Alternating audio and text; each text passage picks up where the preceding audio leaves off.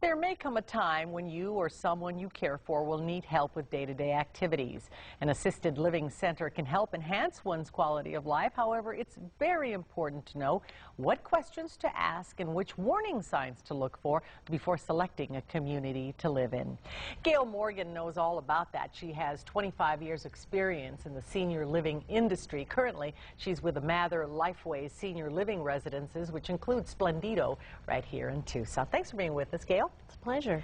Where do you start? You know, first of all, it's a very hard decision to take that step, painful in so many ways, and you absolutely want the best for your parents.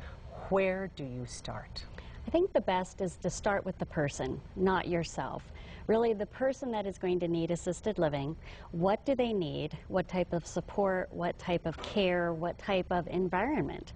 Not just the medical side of things they may need, but look at the lifestyle. How have they lived their life? How do they want to live their life? Perhaps they've lost some abilities. What do they want to get back? So start with the person and really think what's best for them. And if you could create your ideal environment, what would that look like? And then go in search of that. When should this conversation start? Oftentimes the conversation starts when it's too late. Exactly. So the conversation needs to start when someone starts to show signs of needing some support. Oftentimes, if it's a parent, it's wonderful to have this conversation when they're fully able and interested in making their choice for the next step in their life, as opposed to waiting until a crisis strikes and then you're doing this in a post-crisis situation, which is really unfortunate for everyone.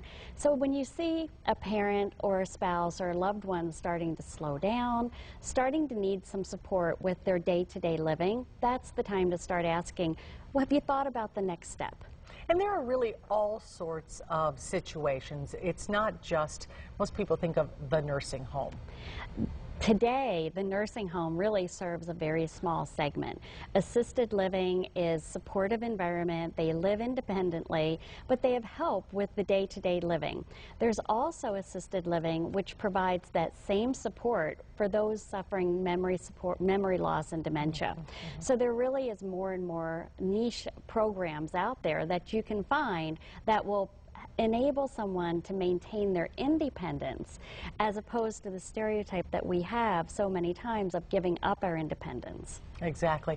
I would think that one of the first things you did is to kind of narrow down your choices and visit. Always visit. I would suggest look for the connections you're trying to keep. It's very important for the person going to live in an assisted living community to stay connected to family, friends, church, community. So look at the connections that you're trying to maintain and then identify communities within that area geographically. And price isn't always the thing to be most concerned about, is it? No, it's the fit. You're looking for that environment that best fits the person that needs the care and support.